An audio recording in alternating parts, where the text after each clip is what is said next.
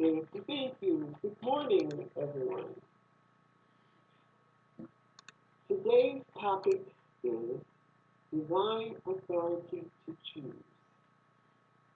Ernie Combs wrote in the Beverly Hills Lectures, the moment you step out of the ordinary ranks, the moment you step out of the procession that moves endlessly down the aisle, you are in the spotlight of evolution.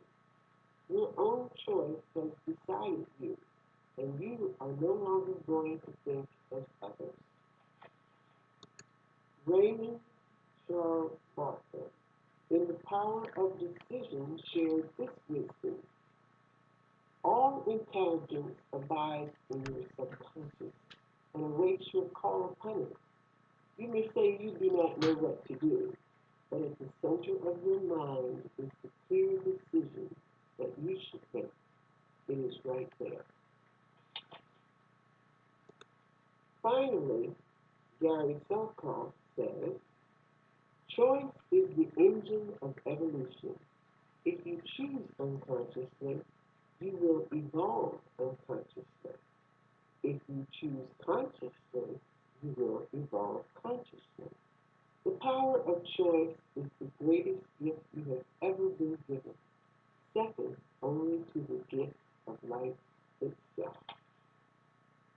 Let's speak our affirmation together. Today I choose wisely, compassionately, and decisively to express my authentic self in all that I do. And so it is. And now I bring back to you, Reverend Kathleen. Okay. Thank you, Marcy. That was beautiful. The power of choice, wow. And divine authority to choose. Divine authority to choose. I'd like to start with a story. It was actually an article in the Wall Street Journal that I came across. Not that I read the Wall Street Journal a lot, but we were out of town, and this particular article was present. It's the story of the Mitchells and the Gateses, the two families that live next door to each other in a suburb in Pittsburgh. And the Mitchells have been lifelong Democrats, so they had planted in their front yard a Joe Biden sign.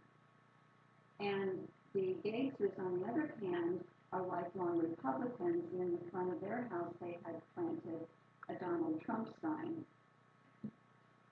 However, as the story goes, that as the neighbors started ignoring one or the other, depending on what their opinions were or making comments, they both decided to remedy the situation. So each one of them put in their front yard handmade signs that said, we, and then there was a heart, them. And so the sign says, we love them, in other words. And it had in the center of the heart one nation. And so the one sign pointed to the other house, one house, and the other sign pointed to the other house. So they were pointing to each other saying, we love them, one nation.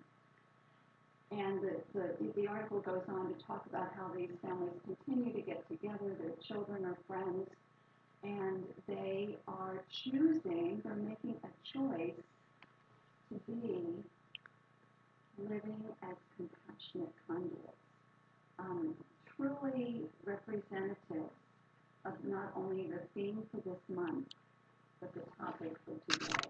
So the theme for this month, again, is living as compassionate conduits. So I was thinking about that beautiful quote by Ernest Holmes that Marcy just read, where it talks about how we don't have to go along with the ranks. The ranks, many people have been caught up in divisiveness. That's the ranks. That's the procession down the aisle of divisiveness.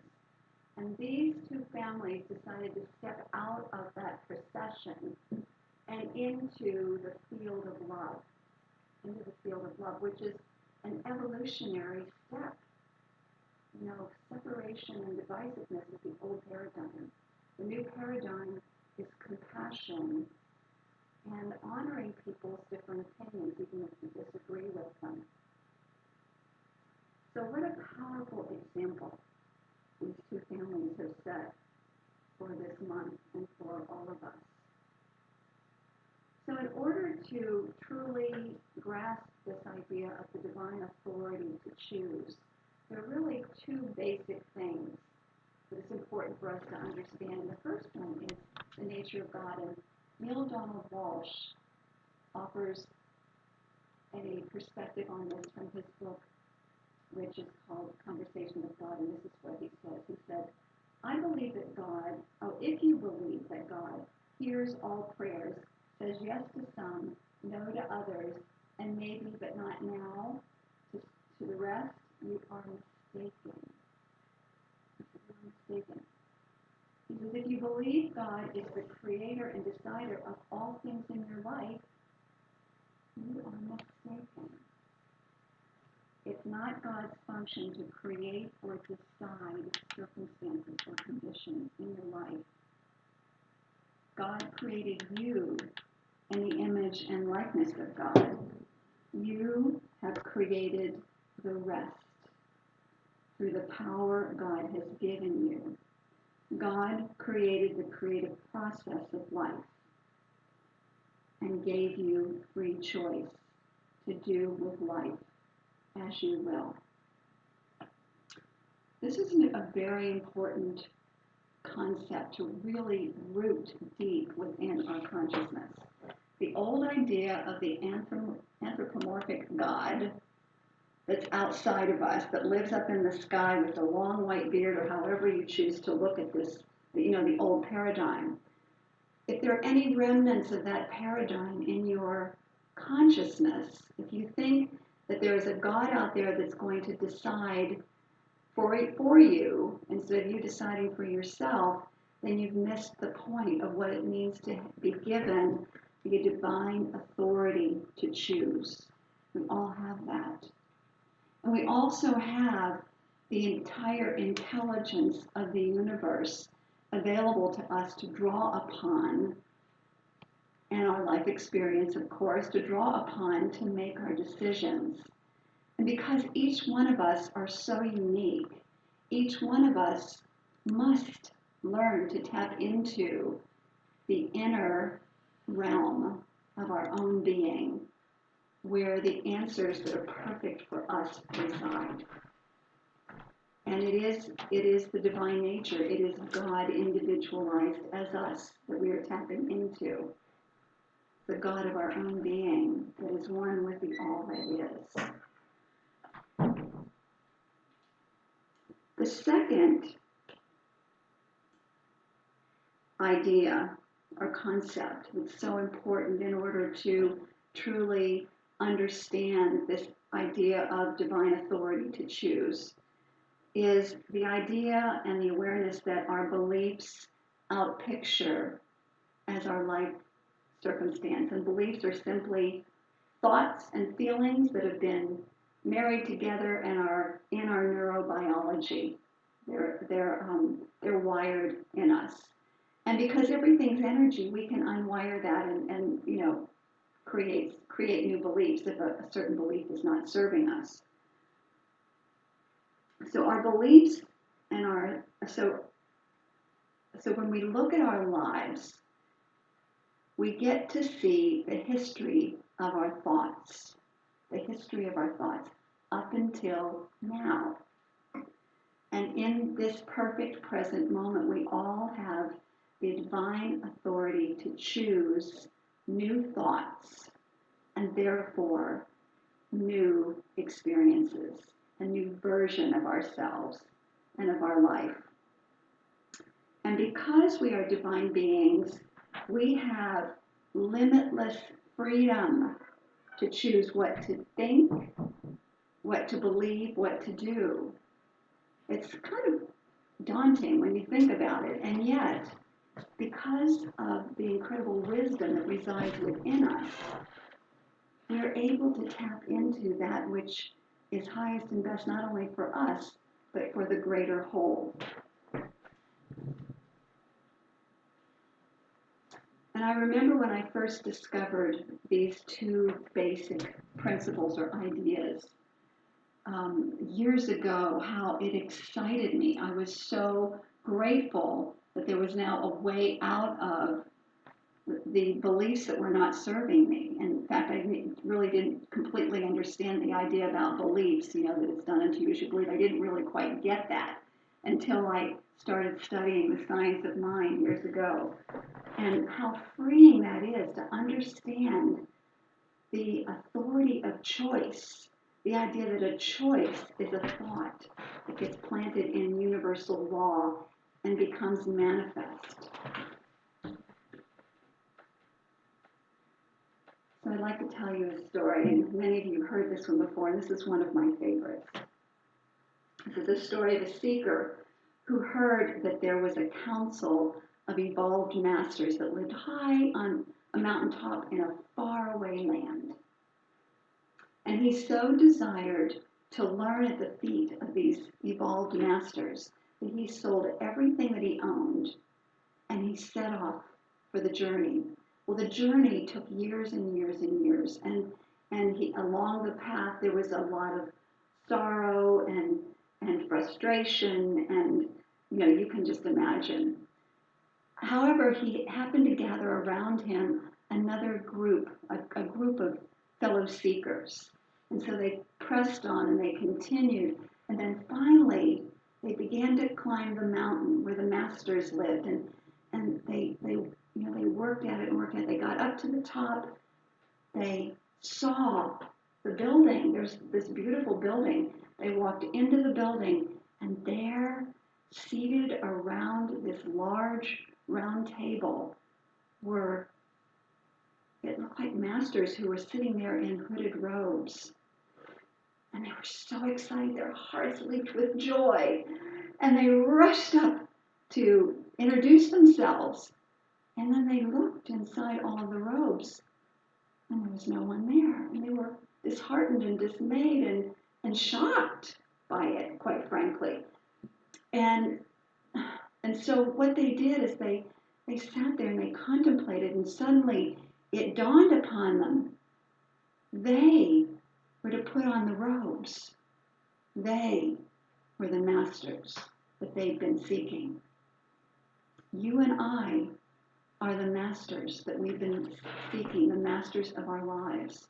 I'm reminded of a man who wrote the poem Invictus some time ago, whose name he's a poet, William Henley, and he's a man who had TB and lost his leg to TB and was in quite a bit of pain and had to stay in bed. But it did not get in the way. He did not let it. He chose to not let it get in the way of continuing to do what he loved, which is write poetry. And one of his poems, called Invictus, has a statement in it that goes like this. And here he is affirming his truth. He's saying, I am the master of my fate. I am the captain of my soul. Same message as the story of the masters. It's important for us to put on the robe of the master and realize that is what we are in our own lives. We get to determine through our thoughts, through our words, which become our beliefs, and our actions, how our life is experienced. We get to choose that in each and every moment. We have a beautiful spiritual tool to support that.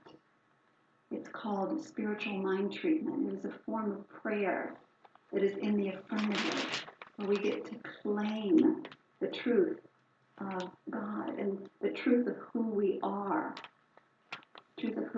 as masters of our own lives. The other major choice, so that's the choose to affirm your own truth.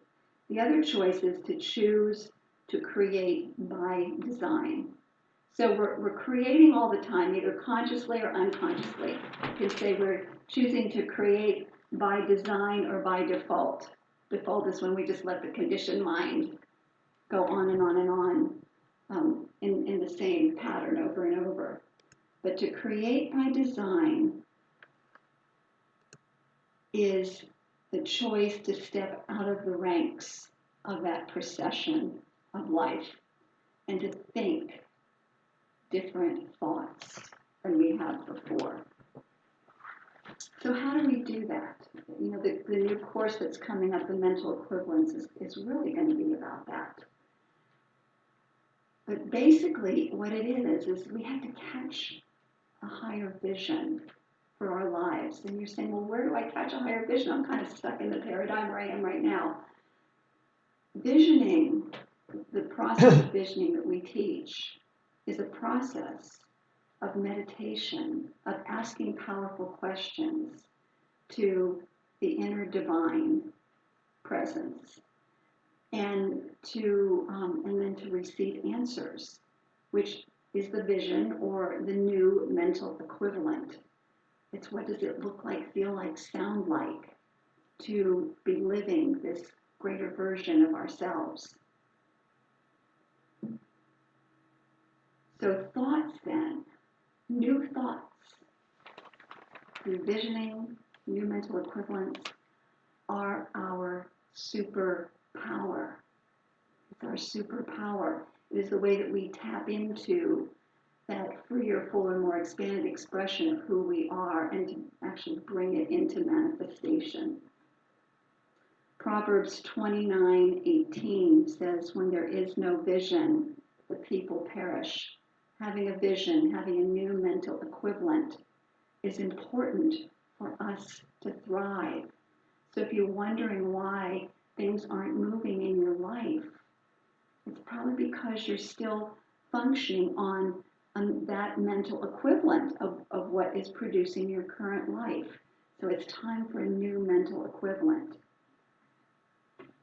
So the question is, what is the vision or new mental equivalent of your expanded life? What would you love to do, be, or experience? What would bring you joy? See, it's my belief that the will of God is for that, for us to live our joy, to live our joy. Ernest Holmes says the will of God is the same as the nature of God, joy, peace, love. So that's the will of the divine for us. And if you say, but I really have no idea what it is that brings me joy exactly, or what I would like to do, or if I could even do it. Well, here's where it's important to remind yourself and choose to remember that within you, within all of us, is the intelligence of the universe that does know. The inner knower within you knows what will bring you joy. So it's about taking the time to sit and listen, asking empowering questions, and listening deeply and journaling. And believe me, you will discover it. So setting the new mental equivalent in motion is setting a new cause in motion. Finally, I'd like to talk about choosing to contribute to the highest good of all. Because after all, this month is about living as a compassionate conduit. So I'd like to tell you this story. It's about two birds who were sitting on a tree branch in winter. And the cardinal asked the dove, tell me the